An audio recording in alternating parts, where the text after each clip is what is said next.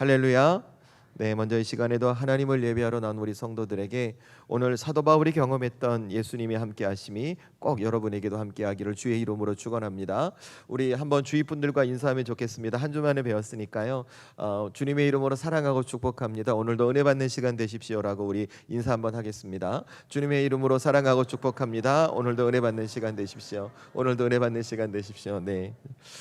네, 오늘은 함께 읽으신 말씀 사도행전 20장 22절부터 32절까지 말씀을 통해 제가 성경 인물 시리즈 82번째가 되겠습니다. 사도 바울에 대해서 함께 나누려고 합니다. 여러분, 제가 당분간은 계속해서 신약 성경의 인물을 좀 나누게 될 것 같아요. 제 목표는 100명의 성경의 인물을 나누는 겁니다. 그래서 허락이 된다면 앞으로 18번 정도 더 할 수 있을 것 같아요. 아무튼 그 과정 속에서 제가 사도 바울에 대한 삶을 여러분과 몇 번 더 나누게 될 것 같습니다. 왜냐하면 이 사도 바울은 사울이라는 사람으로 살다가 예수님을 만나고 사도 바울이 되고 나거든요. 그런데 그가 사도 바울이 되고 난 이후의 삶을 보면 예수님 안에서 어떻게 살아가는 삶이 은혜를 누리고 복된 삶을 될 수 있는지 지금을 살아가는 저와 여러분에게 많은 가르침을 주고 있다는 것이죠. 그래서 앞으로 좀 더 나누게 될 것 같아요. 여러분, 그것은 오늘 말씀에서도 마찬가지입니다. 제가 설교 제목을 주보에도 적어드렸고 조금 전 화면에도 보셨겠지만 제가 설교 제목을 사도 바울 예수님 때문에 달라진 인생 이렇게 정했습니다. 지금 나오죠? 이렇게 정한 이유도 특별히 있어요. 왜냐하면 제가 오늘 이 사도 바울에 대한 말씀을 읽고 묵상하고 여러분과 함께 나눌 이 말씀을 준비하는데 이 바울의 삶을 묵상하면서 내려진 결론이기 때문에 그래요. 제가 오늘 사도행전 말씀을 읽으면서 바울은 예수님 때문에 이는 다른 인생을 살았구나라는 결론을 얻었다는 것이죠. 여러분, 제가 전에도 이 사도 바울이 되기 전 사울에 대한 이야기를 딱 한 달 전에 여러분과 이 시간에 나눴어요. 그때 말씀을 한번 떠올려 보세요. 이 사도 바울이 사울로 살아갈 때 그가 어떤 사람이었는지를 한번 생각해 보십시오. 그는 율법의 확신과 신념에 있던 사람이었습니다. 그래서 그 자신의 신념과 확신 때문에 율법의 기준에 부합하지 않으면 그 대상이 사람이든 교회이든 핍박하고 무너뜨리죠. 심지어는 율법의 기준에 근거해서 사람을 죽이고 사람을 감옥에 가두는 것을 당연시 여겼던 사람이 사도 바울이었습니다. 그러니까 이 사도 바울이 되기 전 사울의 삶을 한마디로 정리하면 그는 율법의 기준에 사람 죽이는 것이 몰두했던 사람이라는 것이라고 말할 수 있죠. 그런데 그가 한순간에 바뀝니다. 다메섹으로 핍박을 피해 도망쳤던 그리스도인을 잡으러 가다 빛으로 오신 예수님을 만나게 되고 그의 삶에 예수님 때문에 새로운 인생을 살아가기 시작하는 거예요. 얼마 전까지만 해도 율법의 기준으로 사람을 죽이는 일에 몰두했던 그가 어느 순간 사도 바울이 되어서 예수님의 십자가 복음을 붙들고 한 사람이라도 더 살리기 위해서 애쓰고 수고하는 믿음의 사람이 된 것이죠. 여러분, 그것을 잘 설명하고 있는 것이 오늘 사도행전의 말씀이에요. 여러분, 오늘 그 말씀 중에 저희가 23절과 24절 말씀을 한 번 더 읽으면 좋겠습니다. 저와 여러분이 오늘 사도행전 20장 23절 24절 말씀을 함께 읽습니다. 시작. 오직 성령이 각성해서 내게 증언하여 결박과 환난이 나를 기다린다 하시나 내가 달려갈 길과 주 예수께 받은 사명 곧 하나님의 은혜의 복음을 증언한 일을 마치려 하면은 나의 생명조차 조금도 귀한 곳으로 여기지 아니하노라. 아멘. 여러분, 지금 이 말씀 보시면 바울이 이렇게 말하죠. 바울의 삶을 인도하신 성령께서 앞으로 바울이 가야 할 예루살렘에 바울을 잡고 바울을 가두게 될 환난과 결박이 있다고 증언했대요. 그런데 그럼에도 바울의 선택은 무엇이냐면 그럼에도 내가 복음을 정언한 일에는 내 생명을 버리는 것조차도 두렵지 않고 그 길을 가겠다 이렇게 말하는 거예요. 여러분, 사도 바울이 되기 전 사울과 비교해 보세요. 이게 가능한 일이에요? 생각해 보면 사도 바울은 자신의 신념과 확신으로 살고 있었어요. 그래서 교회를 핍박했고 그리스도인들을 핍박했고 그들의 생명을 거두는 것에 망설임이 없었어요. 그런데 그랬던 그가 이젠 자신이 그렇게 증오하던 예수님의 십자가 복음을 위해서 자기의 생명을 바치겠다고 말하는 거예요. 여러분, 이게 일반적으로 가능하냐고요? 그런데 바울은 그렇게 됐어요. 왜 그랬을까요? 그 이유는 딱 한 가지, 바울을 만나주신 예수님 때문에 그런 것이죠. 사도 바울은 자신을 만나주신 예수님 때문에 과거와 다른 이제 완전히 다른 인생을 살게 되었던 거예요. 저는 오늘 이 사도 바울의 말씀을 나누고 이 말씀을 묵상하면서 오늘 하나님 앞에 예배한 우리 사랑하는 성도들이 예수님을 믿고 살아간 믿음의 삶이 무엇인지를 잘 깨닫고 그런 삶을 살아갈 수 있으면 좋겠어요. 여러분, 예수님을 믿고 살아가는 믿음의 삶은 단순하게 교회를 다니지 않던 사람이 교회를 다니는 것을 말하는 것이 아니에요. 물론 예수님을 믿기 전 교회를 다니지 않았기 때문에 교회를 다닌 것이 믿음의 삶이라고 말할 수는 있겠죠. 그러나 예수님을 믿고 살아가는 믿음의 삶의 본질은 그것이 아닙니다. 또 어쩌면 우리는 예수님을 믿고 살아가는 믿음의 삶을 이렇게 이해하고 받아들여요. 교회에 헌신적이지 않던 사람이 교회를 나오면서 어떤 적극적인 헌신을 보이는 것을 믿음의 삶이라고 생각해요. 그러나 그것도 따지고 보면 예수님을 믿고 살아가는 믿음의 삶의 본질이 아니에요. 그러면 예수님을 믿는 저와 여러분이 예수님 안에서 살아가야 할 예수님이 원하시는 믿음의 삶의 본질을 어떻게 이해하고 받아들여야 될까? 저는 우리 성도들에게 이렇게 설명드리면 좋을 것 같아요. 나를 구원하신 예수님 때문에 내 삶의 방식을 바꾸는 것이라고요. 왜냐하면 여러분, 저와 여러분은 지금까지 이 세상을 살아오시면서 이 땅에 태어나서 지금까지 인생을 살아오시면서 여러분만의 삶의 방식이 있습니다. 그렇죠? 그리고 그 삶의 방식은 어디에 영향을 받냐면 이 세상에 영향을 받습니다. 예수님을 믿기 전 우리의 삶의 모습을 잘 보세요. 모두가 기준이 뭐예요? 세상이 기준이에요. 그래서 내게는 좋은 학벌이 있어야 돼요. 내게는 물질적으로 풍성해야 돼요. 내게는 좋은 직장이 있어야 하고 이 세상 사람들이 갖고 있지 않는 특별한 것을 내가 갖고 있어야만 나는 잘 살 수 있다고 생각해요. 왜 그럴까요? 그 특별함이 있어야 이 세상을 잘 살 수 있다고 내가 살아왔던 세상이 가르쳐 줬거든요. 그런데 예수님을 믿고 나잖아요. 자, 여기서 한 가지, 이 세상의 방식을 갖고 살아가던 사람들이 예수님을 믿고 나면 살아갈 믿음의 삶에 대해서 오해를 하는 것 한 가지가 있어요. 그게 뭐냐면 내가 예수님을 믿기 전 내 삶의 방식에 예수님만 덧붙이려고 한다는 거예요. 그러니까 예수님을 믿고 살아가는 삶이 어떻게 되냐면 내가 교회를 다니잖아요. 내가 원하는 거 예수님이 다 들어주셔야 돼요. 내가 예수님을 믿고 살잖아요. 내가 바라고 내가 원하는 방식대로 내 삶의 소원을 이루어 주셔야 돼요. 그래서 헌신하고 봉사하고 기도하고 예배하는 것이 신앙의 모습이 되는 거예요. 그런데 여러분, 그거 잘못된 거예요. 여러분, 제가 언제 말씀드렸죠? 우리가 만약에 그와 같은 신앙의 태도를 갖고 예수님 믿고 살아가잖아요. 그러면 우리의 신앙을 무엇으로 만드는 것과 똑같은가? 저 세상의 무속과 만든 것과 똑같은 거예요. 여러분, 저는 어떤 종교나 어떤 신앙을 비판하고 싶지 않습니다. 그냥 차이점을 말씀드리려고 하는 거예요. 여러분, 세상의 종교들, 특별히 세상의 무속을 한번 잘 생각해 보세요. 왜 그분들이 이렇게 추운 한겨울에 찬물로 샤워를 하고 목욕제게 한다 그러죠. 그리고 한밤중에 아무도 가지 않는 그 바위 밑에 나무 밑에 가서 그들이 말하는 치성을 드릴까요? 왜 그럴까요? 그들이 믿는 신 앞에 다른 사람들이 하지 않는 특별함을 드리면 내가 원하고 내가 바라는 것을 내 삶에 이루어준다고 믿고 생각하고 있거든요.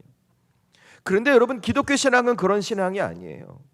우리가 믿는 하나님은 살아계시며 인격적인 분이세요. 그래서 우리가 잘못하고 우리가 실수해도 우리를 한 번에 심판하지 않으십니다. 우리가 살면서 죄의 뿌리에 또 넘어진다 할지라도 우리를 책망하거나 버리지 않으세요. 오히려 하나님은 어떻게 하시냐면 죄인이었던 우리가 다시 회복해서 하나님의 자녀로 살 수 있도록 예수님을 우리에게 보내주신 분이세요. 왜 그래야 될까요? 우리가 예수님 만나 구원받고 회복되고 변화되어 복된 삶, 즉 하나님의 자녀의 삶을 살길 하나님은 바라시거든요. 그래서 그렇게 우리가 살아가며 하나님과 동행하고 우리를 향한 하나님의 뜻을 이루고 은혜의 삶이 되길 바라는 것이 하나님의 뜻이거든요. 그래서 여러분, 기독교 신앙은 어떤 신앙인 줄 아세요? 은혜의 종교예요. 그래서 기독교 신앙은 사랑의 종교예요.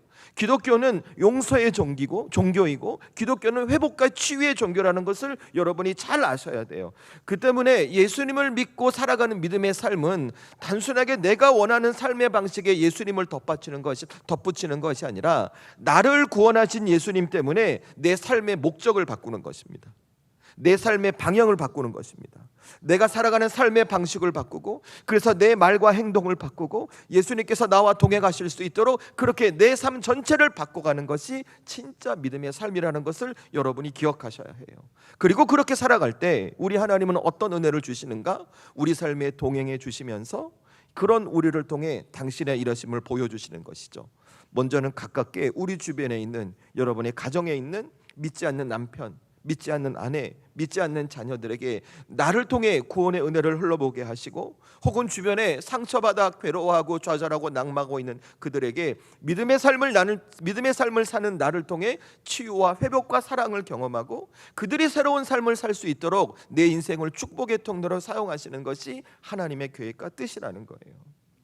여러분, 그 삶을 살았던 사람이 누구인가? 오늘 말씀의 주인공인 사도 바울이었어요. 제가 조금 전에 사도 바울이 되기 전 사울의 모습 어땠는지 말씀드렸잖아요. 그랬던 그가 예수님 만났어요. 그리고 삶의 태도를 바꾸는 거예요. 삶의 목적을 바꾸는 거예요. 삶의 방향을 바꾸는 거예요. 세상을 바라보는 눈을 바꾸고 입술의 말을 바꾸고 행동을 바꾸는 거예요. 그러니까 어떤 일이 일어나는가? 주님께서 바울을 통해 일하십니다. 그 결과 바울은 이방인의 사도로 쓰임 받아요.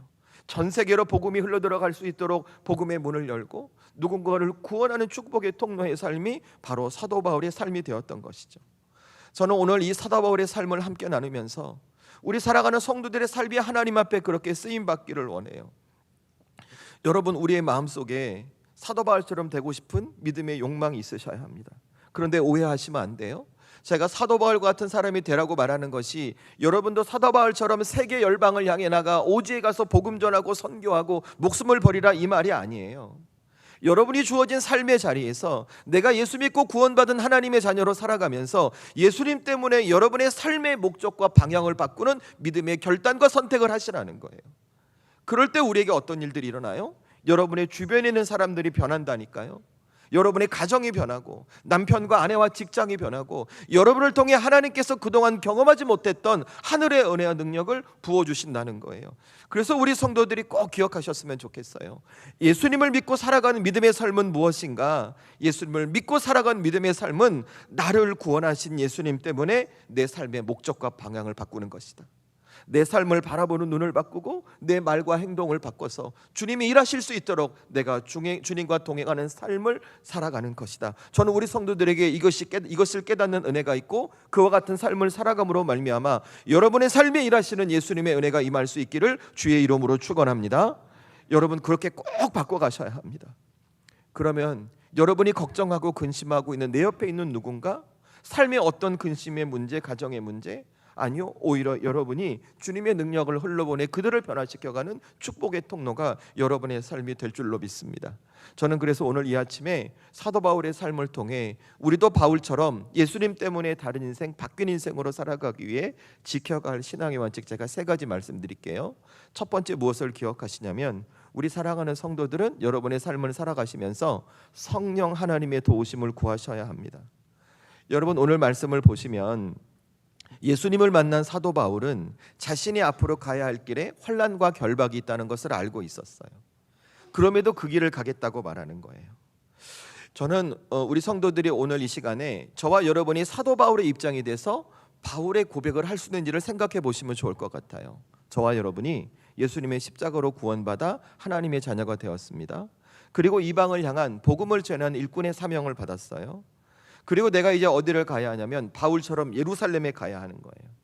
그런데 내가 예루살렘에 가려고 할 때 성령께서 뭐라고 말씀하시냐면 네가 예루살렘에 가면 너를 결박하고 너에게 환난을 줄 어떤 대상들이 너를 기다리고 있어 라는 음성을 들었어요. 자, 여러분이라면 선뜻 가시겠어요? 우리 솔직해지십시다. 우리 선뜻 주님, 제가 바울처럼 목숨이라도 던지고 가겠습니다 라고 하실 분 있으세요? 저로 말하면 고민할 것 같아요. 제가 언제 말씀드렸죠. 제가 그렇게 죽으면 저희 집사람이 어떤 놈이랑 팔짱 끼고 갈 수도 있을 것 같고, 그죠? 고민될 것 같아요. 근데 저기 얘기해 줬어요. 절대 제가 죽어도 그렇게 안 하겠다고 얘기는 해줬어요. 사실 믿지는 않아요. 뭐 죽었는데 어떻게 알겠어요, 그죠? 어쨌든, 그죠? 고민할 것 같아요. 갈까 말까, 이래야 될까 저래야 될까, 갈등하고 망설이고. 왜냐하면 내가 가야 한 그 길에 환난과 결박이 기다리고 있거든요. 여러분, 사실 말이 좋아 환난과 결박이지 바울이 예수님을 만나기 전 행했던 일들을 생각해 보세요. 바울이 예수님을 만나기 전 행했던 일은 그리스도인들을 환난하고 결박하는 일이었어요. 그게 뭐예요? 스데반이 돌에 맞아 죽게 하는 일이었어요. 그러니까 사도 바울이 그가 예루살렘을 갈 때 경험할 수 있는 결박과 환난은 무엇이냐면, 그가 핍박을 받고 환난을 받아 자칫 잘못하면 스데반이 돌에 맞아 죽을 수 있는 것 같은 생명의 위기를 겪을 수도 있다는 거예요. 그런 상황 여러분이라면 가시겠냐고요. 우리 솔직히 망설이다가 그냥 주저앉을지도 몰라요. 그런데 오늘 바울이 뭐라고 결론을 내냐면, 자기는 그 복음을 위해서 기꺼이 죽겠다는 거예요. 내 생명조차도 내주겠다고 말하는 거예요. 여러분, 어떻게 그럴 수 있었을까요? 예수님을 만나기로 했기로써니 어떻게 바울이 이런 믿음의 결단할 수 있었을까? 여러분, 그 답이 어디 있는가? 오늘 말씀 22절에 있어요.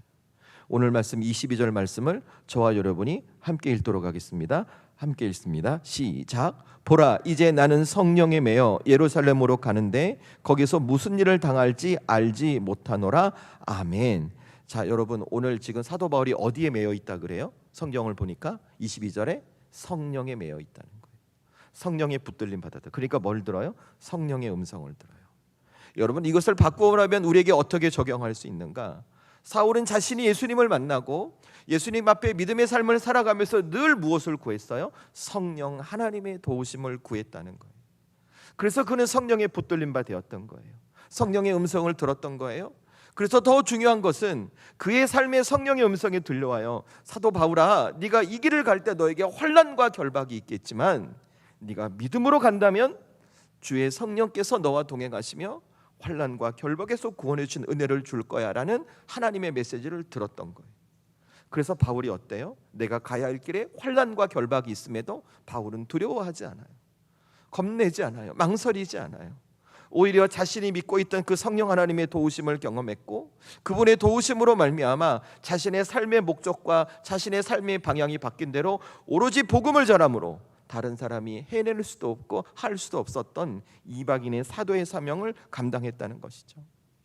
저는 우리 사랑하는 성도들이 오늘 이 사도 바울의 모습을 보면서 여러분에게 주어진 삶을 믿음으로 살아가며 여러분이 감당해야 할 삶의 자리를 지켜가며 교회에서 사역을 감당하며 반드시 여러분이 성령 하나님을 도우심을 구해야 한다고 말씀드리고 싶어요. 왜냐하면 그 성령 하나님이 내가 그 사역과 그 삶의 길을 갈 수 있도록 나를 변화시켜 가시고 내 삶을 이끌어 갈 수 있기 때문에 그래요. 여러분, 제가 질문할게요. 사람 변해요, 안 변해요? 안 변해요. 그러면 내가 나 변화시킬 수 있어요, 없어요? 변화시킬 수 없어요. 그죠? 그러니까 우리가 하는 말이 뭐예요? 마음은 원이로되 육신이 약하도다. 늘 이렇게 핑계를 대죠. 그런데 그거 아십니까? 성령께서 내게 임하시면 나는 변화될 수 있어요. 성령께서 내게 임하시면 내 인생의 방향이 바뀔 수 있어요. 성령께서 내게 임하시면 내 인생의 목적이 달라질 수 있어요. 성령께서 내게 임하시면 내 말이 달라지고 내 행동이 달라지고 내가 세상을 바라보는 눈과 가치관이 달라지므로 하나님의 사람으로 살아갈 수 있다는 거예요. 여러분, 한번 잘 생각해 보세요. 저와 여러분이 예수님을 영접하고 은혜 받고 나서 우리 모두 마음속으로 이런 결단했을 거예요. 그래, 내가 예수님 믿었으니까 믿음으로 살아야지, 믿음의 삶을 살아가야지. 우리 모두 다 결단하고 고백했을 거예요. 그런데 왜 우리의 삶이 지금 살펴보면 믿음의 삶이 아닌 것 같은 모습이 훨씬 더 많을까요? 한번 생각해 보세요. 이유는 한 가지예요. 내 삶을 예수님을 만났음에도 불구하고 예수님께서 원하시는 믿음의 삶으로 바꿀 수 있는 내적인 힘이 없는 거예요. 왜냐하면 지금 당장 내 형편이 어렵거든요. 먹고 살 문제가 생기거든요. 가정에, 직장에, 자녀에게, 남편에게, 아내에게 이런저런 고민과 걱정이 있거든요. 그러니까 내가 하나님 앞에 하나님께서 원하시는 믿음의 삶을 살고 싶은데 내게 주어진 처지와 형편이 좁고 이러니까 자꾸 내가 위축이 되는 거예요. 자꾸 주저앉게 되는 거예요. 자꾸 포기하게 되는 거예요. 우리의 삶 실제 그렇지 않아요? 자, 그러면 우리 어떻게 해야 될까요? 여러분, 그 문제를 이겨낼 수 있는 어떤 외적인 힘이 내 안에 채워져야죠. 어디에서부턴가 나에게 그것을 이겨낼 수 있는 영적인 힘이 채워져야죠. 마치 바람 빠진 풍선이 다시 빵빵한 풍선이 될 수 있도록 내적인 힘이 우리에게 채워져야 하잖아요. 그 힘을 누가 줄 수 있을까요? 이 세상? 내가 바라고 있는 어떤 물질, 학벌, 조건, 직장? 아니에요. 이 세상은 그 어떤 것도 내게 그런 힘을 줄 수 없어요. 하지만 성령님은 달라요. 성령이 임하시면 우리에게 달라요. 성령이 임하시면 우리가 두려워하지 않아요. 성령이 임하시면 우리가 망설이지 않아요. 내가 쭈그러지는 것 같다 해도 어느 순간 그것을 이겨낼 수 있는 내적인 힘이 내게 생기는 것입니다. 왜요? 성령이 임하시면 우리가 권능을 받거든요. 저는 그래서 우리 살아가는 성도들이 여러분의 삶을 살아가며 믿음의 삶을 살아가고 가정을 지켜가고 여러분이 감당해야 할 그 사역을 감당하며 누구의 도우심을 구하는가? 성령 하나님의 도우심을 구하라는 거예요. 저는 우리 살아가는 성도들이 여러분의 삶과 사역의 자리에서 성령 하나님의 도우심을 구함으로 그 성령의 힘이 여러분에게 충만할 수 있기를 주의 이름으로 축원합니다. 그러면 우리의 삶에 환난과 같은 근심이 있고 결박과 같은 두려움이 있어도 우리는 믿음의 삶을 살아갈 수 있어요. 여러분, 그 사람이 누구였던가? 바로 오늘 사도 바울이에요. 사도 바울. 오늘 성경에 그렇게 기록하고 있잖아요. 그가 가야 하는 길에 환난이 있다니까요. 결박이 있다니까요. 그가 죽을 수도 있다니까요. 그런데 그는 성령에 매여 있는 거예요. 그러니까 누구의 힘이? 하나님의 힘이 그에게 공급이 돼요. 두려워하지 않습니다. 망설이지 않습니다. 분별해냅니다. 해야 할 것을 해냅니다. 여러분, 저와 여러분도 다를 수 없어요. 우리 성도들 꼭 하나님 앞에 기도하면서 성령의 도우심을 구하십시오. 성령에 붙들려 성령에 매여 그 성령의 음성 듣기를 사모하십시오. 그럴 때 우리 주님은 반드시 여러분의 기도 가운데 응답하시며 여러분에게 다시 한번 이 세상을 믿음으로 살 수 있는 주님의 힘과 능력을 꼭 허락해 주실 것입니다. 이 은혜가 있기를 주의 이름으로 축원합니다. 그러니까 저는 늘 기도해요. 솔직히 우리 교회가 성령이 충만한 교회, 우리 성도들이 정말 성령의 역사를 경험하는 교회가 되기를 기도하고 우리 성도들이 그 은혜 받기를 기도합니다. 여러분 한번 생각해 보셨어요? 어떤 교회가 진짜 좋은 교회일까? 저는 담임 목사잖아요. 늘 그런 고민해요. 어떤 교회가 주님이 원하시는 교회고 진짜 좋은 교회일까? 여러분, 우리 자기마다 꿈꾸는 교회가 있죠. 어떤 사람은 이렇게 생각해요. 화려하고 큰 건물, 좋은 공간이 많은 교회가 좋은 교회라고 생각할 수도 있어요. 어떤 분들은 사람들이 많이 와서 재정이 넉넉한 교회가 좋은 교회라고 생각할 수 있어요. 어떤 우리 공연처럼 예배 드릴 때 화려한 어떤 무대 장치, 그런 조건들이 풍성한 교회가 좋은 교회라고 생각할 수 있어요. 물론 그거 있으면 좋겠죠. 그런데 저는 그렇게 생각하지 않아요. 진짜 좋은 교회가 어떤 교회인 줄 아세요? 성령의 도우심이 일어나는 교회. 예배하는 성도들이 하나님 앞에 예배하고 그 예배 때마다 말씀 붙들고 성령의 역사를 경험해 이제 예배가 끝나고 각자의 삶으로 돌아갔을 때 내가 만난 예수님 그 성령님 때문에 주님이 원하시는 믿음의 삶을 살 수 있도록 그들의 삶을 변화시키는 교회, 그 교회가 진짜 좋은 교회라는 거예요. 저는 우리 교회가 그런 교회가 되기를 원해요. 저는 우리 성도들이 그 은혜를 받기를 원해요. 그래서 우리가 구할 것이 무엇인가? 여러분이 성령의 도우심을 구하는 거예요. 예배에 나오시면서도 여러분이 여러분의 삶을 살아가시면서도 그 성령 하나님의 도우심을 구하며 살아갈 때 우리 교회는 정말 좋은 교회, 우리 성도들은 예수님 때문에 새로운 인생을 살아가는 사도 바울과 같은 인생이 될 줄로 믿습니다. 여러분, 성령의 도움을 구하십시다. 그리고 매주일 이 주님의 몸된 단비교회에 나와 하나님 앞에 예배하고, 그래서 우리의 인생이 주님이 원하시는 믿음의 삶으로 거듭나고 바뀌는 복된 역사를 누리며 살아가십시다. 우리 성도들에게 이 소망이 있기를 주의 이름으로 축원합니다. 그래서 두 번째, 여러분이 믿음으로 갈 때 내게 주어진 은혜가 있다는 것을 꼭 기억하시면 좋겠어요. 여러분, 오늘 말씀 속 사도 바울은 그가 예루살렘에 가게 되면 환난과 결박이 있다는 것을 이미 알고 있었어요. 그런데도 그것에 굴하지 않고 예루살렘으로 갑니다. 그런데 여러분, 성경을 보잖아요. 이 사도 바울이 예루살렘에 갈 때 환난과 결박이 있다는 이 성령님의 음성을 사도 바울만 들은 것이 아니에요. 또 다른 사람들이 있다는 거예요. 여러분, 제가 성경을 되게 확인해 드릴게요. 멀리 갈 것도 없어요. 어디를 보시냐면 한 장만 뒤로 가셔서 사도행전 21장 4절 말씀을 읽겠습니다. 여러분, 바로 아래 있죠. 사도행전 21장 4절 말씀, 저와 여러분이 함께 읽습니다. 시작. 제자들을 찾아 거기서 이레를 머물더니 그 제자들이 성령의 감동으로 바울더러 예루살렘에 들어가지 말라 하더라. 아멘. 사도 바울이 에베소 교회를 떠나서 이제 예루살렘으로 가는 길에 어떤 제자들을 만났던 거예요. 그런데 그곳에 머물고 있는데 그 제자들이 성령의 음성을 들은 거예요. 바울더러 예루살렘에 가지 말라고 이렇게 얘기를 하는 거예요. 여러분, 생각해 보세요. 바울과 같은 음성을 지금 들었어요. 근데 이들이 어떻게 하라고요? 가지 말라고 말해요. 자, 잘 기억하세요. 그러면 오늘 이 제자들만 그 성령님의 음성을 들었던가? 아니요, 또 들은 사람이 있어요. 여러분, 그 아래 10절과 11절 말씀 보세요. 이 말씀도 함께 읽습니다. 시작. 여러 날 머물러 있더니 아가보라 하는 한 선지자가 유대로부터 내려와 우리에게 와서 바울의 띠를 가져다가 자기 수족을 잡아매고 말하기를 성령이 말씀하시되 예루살렘에서 유대인들이 이같이 이 띠 임자를 결박하여 이방인의 손에 넘겨주리라 하거늘. 아멘. 여러분, 이 말씀 보니까 바울이 이제 제자들을 떠나서 또 어떤 곳에 갔어요. 그런데 그곳에 누가 와요? 아가보라는 선지자가 바울의 띠를 가져다가 자기의 손발을 묶으면서 이야기하고 있는 거예요. 너가 예루살렘에 들어가게 되면 이 같은 일이 너에게 일어날 거야라고 이야기하는 거예요. 이거 가라는 거예요? 가지 말라는 거예요? 가지 말라는 거예요. 여러분, 그 아래 12절도 보세요. 제가 읽습니다. 눈으로 따라오시면 됩니다. 우리가 그 말을 듣고 그곳 사람들과 더불어 바울에게 예루살렘으로 올라가지 말라 권하니. 아멘. 이 아가버의 행동을 받은 또 다른 사람들도 바울을 향해 가지 말라고 얘기하는 거예요. 그런데 이 세 부류의 사람의 이야기를 들었던 바울의 결론이 무엇인가? 여러분, 그 말씀 안에 13절 함께 읽겠습니다. 시작. 바울이 대답하되 여러분이 어찌하여 울어 내 마음을 상하게 하느냐? 나는 주 예수의 이름을 위하여 결박당할 뿐 아니라 예루살렘에서 죽을 것도 각오하였노라 하니. 아멘. 지금 바울이 뭐라고 얘기해요? 왜 너희들이 울면서 내 마음을 아프게 하니? 나는 거기로 결정했는데 내가 환난당한 것을 걱정하면 왜 내 길을 막니? 그래도 난 갈 거야 라고 바울이 얘기하는 거예요. 여러분, 제가 얘기하고 싶은 것은 무엇이냐면, 여러분 지금 성령의 음성을 들었던 사람들 잘 생각해 보세요. 사도 바울 들었죠. 사도 바울의 제자들 들었죠. 아가보 들었죠. 그 다음에 아가보 옆에 있던 사람들도 들었어요. 그런데 반응은 어때요? 그 환난과 어려움이 있다는 것을 모두가 들었지만 3명은 바울 보고 가지 말라 그래요. 근데 바울은 가겠다 그래요. 왜 그럴까요? 왜 성령의 음성을 들은 3사람은 바울에게 가지 말라고 하는데 사도 바울은 그럼에도 그곳에 가려고 할까요?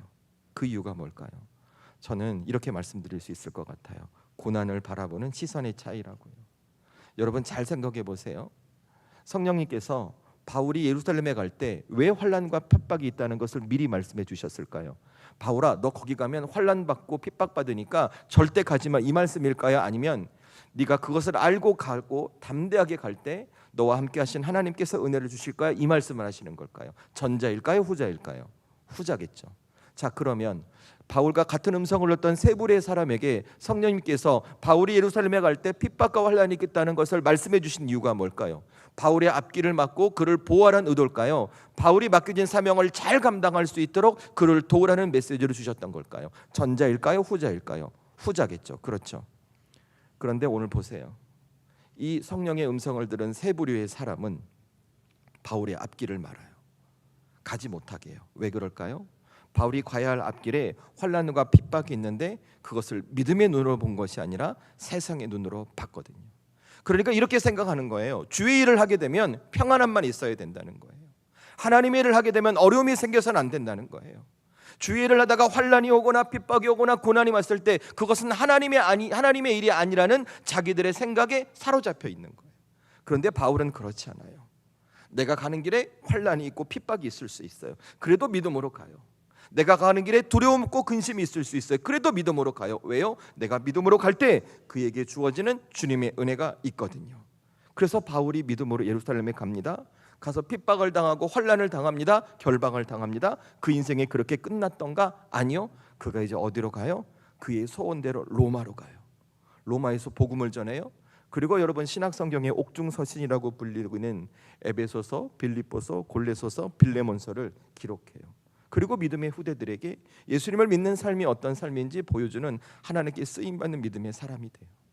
바울의 기준에서 보면 그가 믿음으로 갔을 때 하나님께 주신 은혜를 경험했다는 것이 오늘 말씀에 담겨진 메시지라는 것이죠. 저는 그래서 우리 사랑하는 성도들이 오늘 이 바울의 모습을 보면서 우리의 삶에도 환난이 있을 거예요. 우리의 삶에도 핍박이 있고 근심이 있고 두려움이 있을 거예요.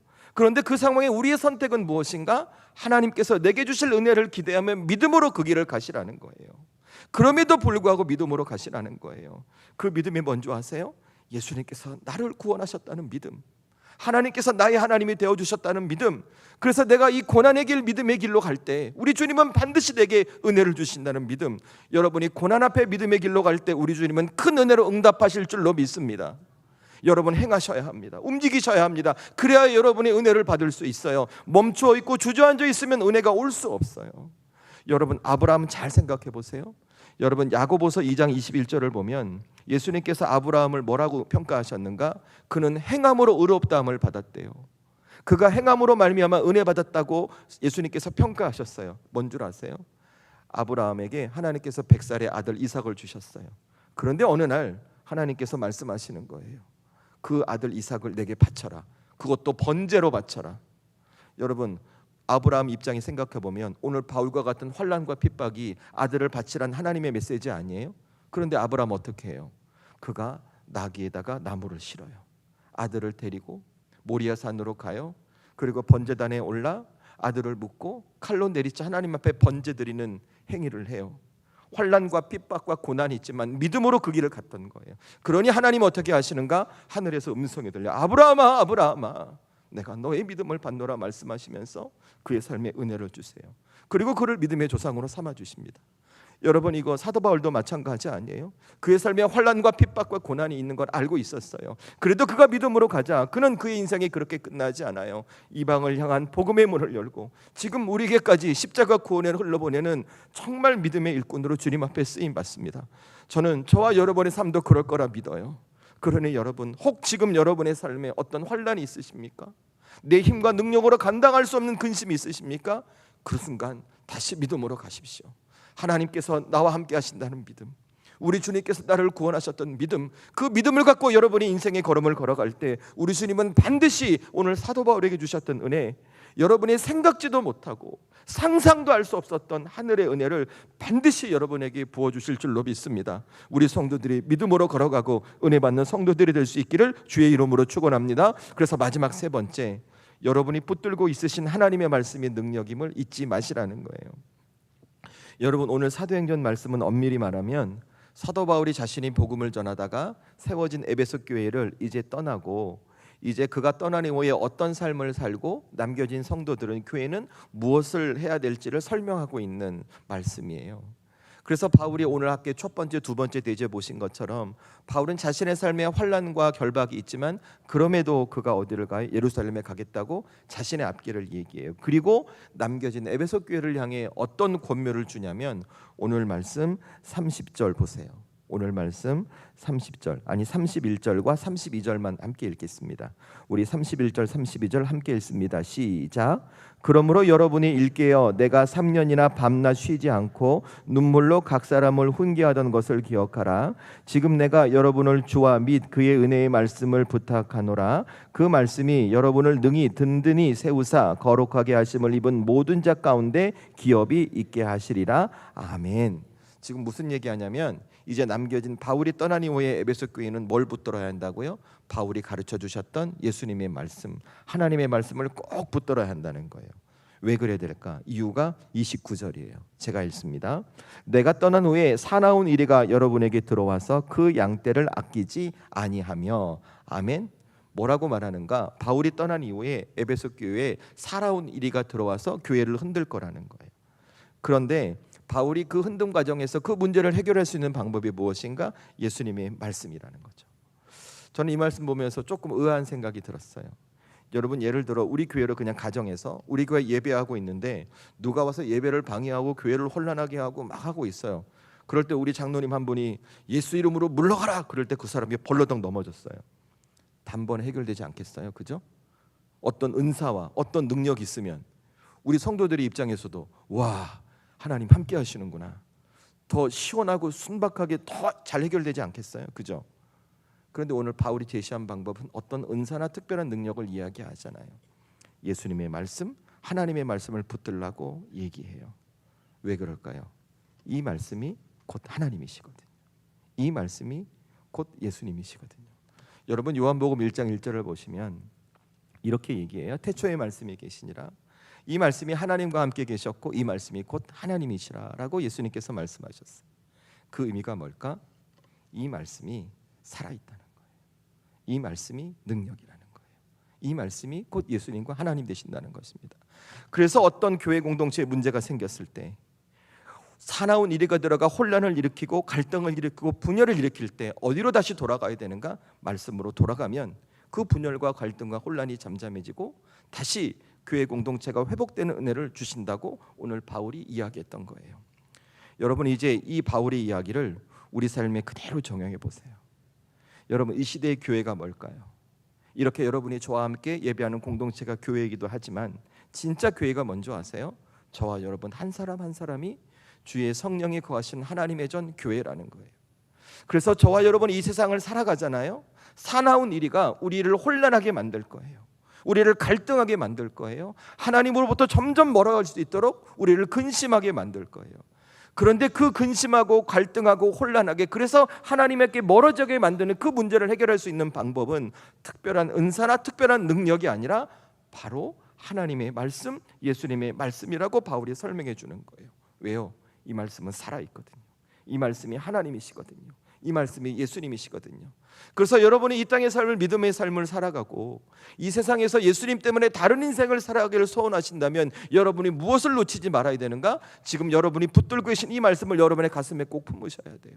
이 말씀대로 살아가고 이 말씀의 능력이 내 삶에 적용될 수 있도록 그 주님을 바라보는 믿음의 선택과 결정이 우리 가운데 있으셔야 한다는 겁니다. 그럴 때 어떤 은혜가 있는 줄 아세요? 이 말씀 때문에 여러분을 혼란하게 만들고 갈등하게 만들고 근심하게 만들었던 내적인 내 문제가 말씀 앞에 항복하는 거예요. 그러니까 어떻게 돼요? 평안이 와요. 위로가 와요. 소망이 와요. 기대가 생겨요. 내 인생을 우리 주님께서 이끌어 가실 참 기쁨이 여러분의 삶에 주어지는 거예요.